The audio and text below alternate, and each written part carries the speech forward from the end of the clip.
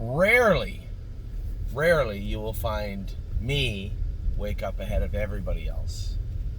Ava was up when I get up. 8 o'clock now. I get up at 20 after 7. Amy got to sleep in for like the first time ever in her life. And even Addie was out cold. Ollie was out cold. Figured I'd go get everybody breakfast. I walked out of my room and there was Ava sitting on the couch watching TV. So Ava and Daddy, oh, it's a fire truck. Ava and Daddy are gonna go get everybody some. It's an ambulance, not a No, fire. it's a fire thing, rescue. See, it says fire on the side. So I guess we're both right because it kind of is an ambulance, but it's a fire rescue. We get up and decided that we're gonna go get everybody something to eat, a couple of drinks. So we're on the move. Aged horses to talk about. I want to do my videos today. I didn't even get to shave today. I don't have shave maybe at all. Maybe I don't. But I figured I'd get to the aged horses. We had a good week this week for the most part. A little up and down, right? We had some real good qualifiers from some babies, some pretty good races from some race horses, and as far as a couple of 3-year-olds were concerned, had some bad luck. We've gone over that, but we'll go over that in the 3-year-old section. This is the aged horses. Brave World raced good last night. You know, I guess he was off a week heading into. Was he though? No, he wasn't. It just seemed like he really should have won the race and got beat fair and square. But maybe I'm being a little, maybe my expectations. I talk about expectations all the time, and how, they get elevated, and I think that's what lets a lot of us down more than the horses. And I thought Brave World, at the half, 27-2, 57 flat, I'm thinking he's a winner. Horse beat him fair and square from behind. And he was second. He's good. So heading into, I think they have 2 legs and a final, right? 2 legs and a final in Michigan. Heading into the second leg, we have Time Houdini with a 5th, I think. Maybe even a 6th, 5th or 6th. And Brave World was second, and we'll see how they do next week. Now, Compass Rose DC had the 9-hole the other night. Coming off a break, I think Brett just drove her cautiously. So, for all intents and purposes, we shipped her 2.5 hours to train her on a 5/8 mile track. So that was fun. We had every intention of entering. The Scioto thing was. I told Jason, I would rather race for 9 or 10,000 in the Meadows. Rather race for 9 or 10,000 in the Meadows. But we went to Scioto to see how that class looked, to survey the classes, to be honest. Then we drew 9. Wasn't very happy with it. We were going to the Meadows as we first, as we wanted to do, as we planned to do. And then the race office called and said they needed a horse for that class. Now, the race office isn't stupid. They know that we have Compass Rose DC.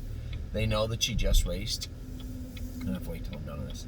They know that she just raced on Wednesday, but it's a short field. Can we use Compass Rose DC? You got to play ball sometimes. So we put her in there. She's 2-1 morning line, but trust me when I say she will be heading to Pennsylvania shortly thereafter. Cruising in style, it seems like every time this horse draws bad, doesn't he? I just, recent memory, 88899, and then a smattering of a couple of okay draws. I think the horse really has only raced poorly maybe once, maybe twice, out of like 8 or 9 starts, and by poor I don't mean horrible, he just didn't seem as good. This is a horse that can get on a real cold streak, but can get on a real hot streak too, so hopefully we can get some good draws and get this guy moving. Don't believe me, just watch his Indigo at Grand River on Monday, I believe. Low odds. This is going to be a pretty easy remedy. I'm going to ask one thing from all our trainers, and I don't want to make it too complex, so I'm going to make it easy. Put the horses in where they're going to be 5-1 or less. If you Tipsy and Dixie, there's nothing you can do about that. If you got to go to the grassroots, fine. If you enter somewhere and you don't know, maybe a couple of killers get in there, fine. But if you know that we're entering the horse and it probably can't win, I don't want the horse entered in that class. it sounds easy, but it isn't. This is a very tough game to navigate, and it's not Monopoly. It's sometimes Battleship on a much bigger board, and I think that making it very clear to all our trainers that there's no need just to put them in to go so that the owners don't call and complain to Anthony. The need is to put them in the right spot, understanding that we only have so many races for each horse. And yes, we're starting in June, and they're going to race right through to December. You're correct.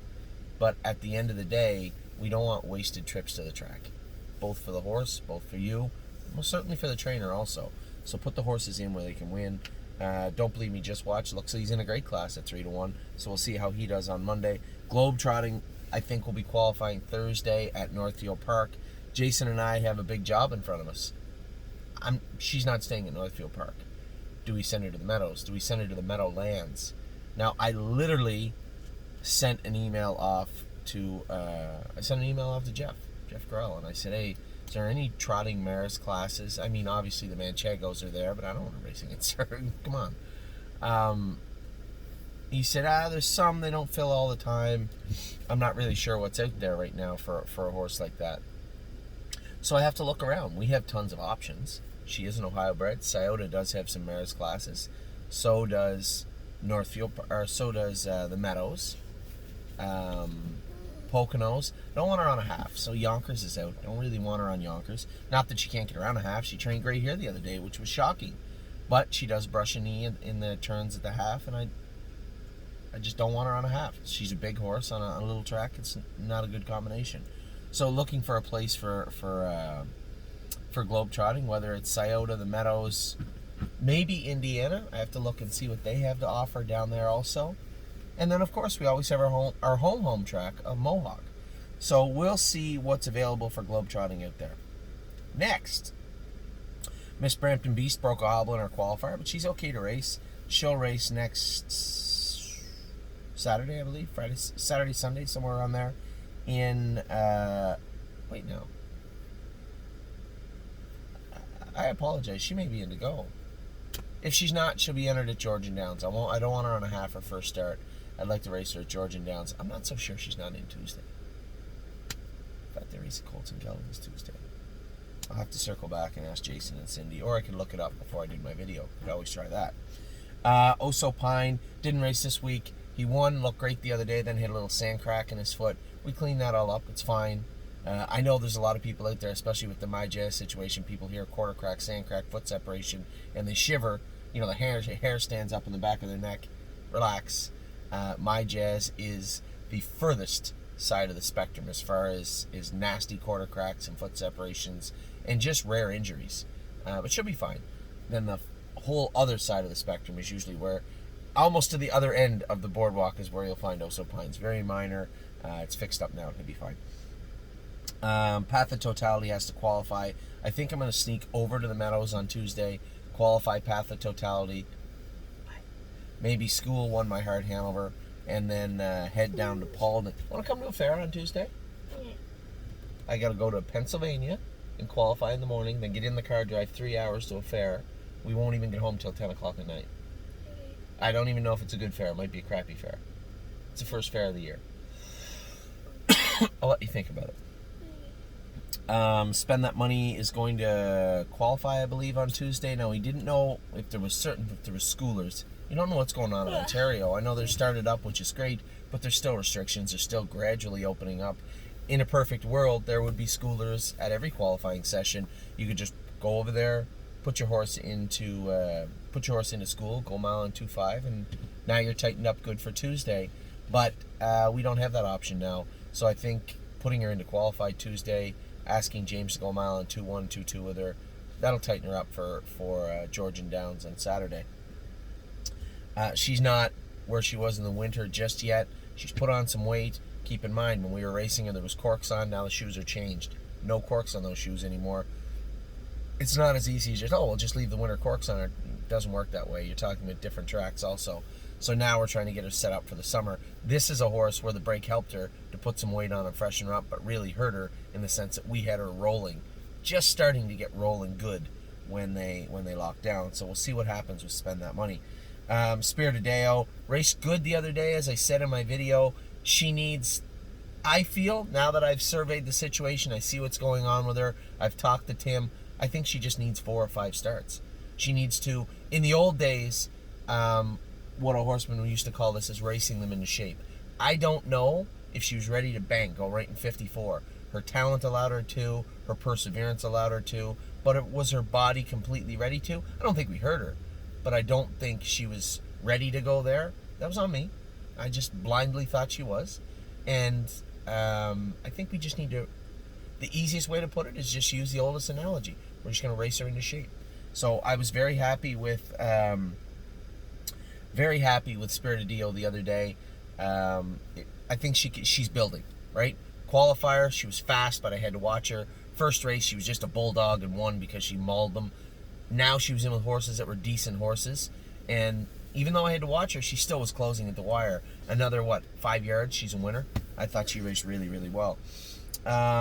Stonebridge Simba trained as good as I've ever seen him in his entire life the other day. I think Jason and I were back and forth about it, but I think we'll put him into qualify on Thursday. Taimo Houdini, a rare, I can't remember if he was 5th or 6th yet. If he missed a check, that was the first one he missed in a long time. And if he didn't, that was the first time he was beaten soundly in Michigan. Now they went in 56.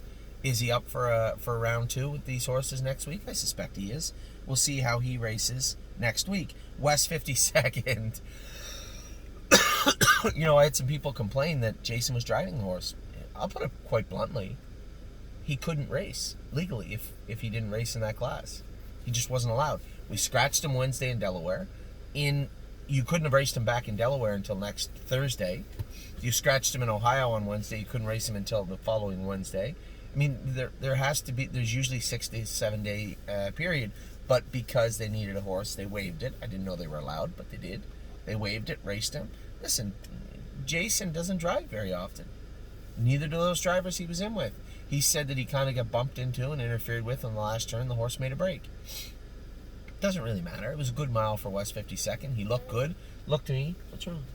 Why didn't you shave your arms and legs? Guys don't do that. Why? They just don't. So West 52nd looked like he was going to be a pretty easy third to me, and ended up making a break. Not the end of the world. We'll go get them again next week.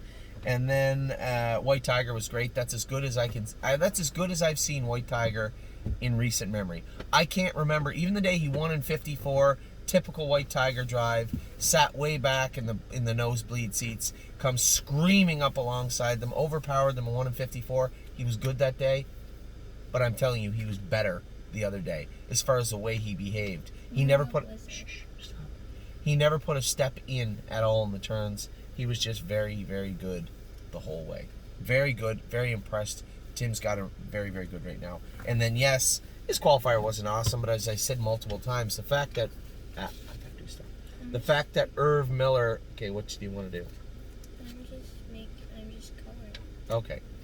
The fact that Irv Miller went with this horse himself says a lot about Irv Miller, says a lot about the horse, and he believes he wasn't as good as he was when he trained, but he believes getting him back in the stone dust off the clay of Poconos will do him better. He'll race him at Yonkers. We'll see. Guess the proof's in the pudding.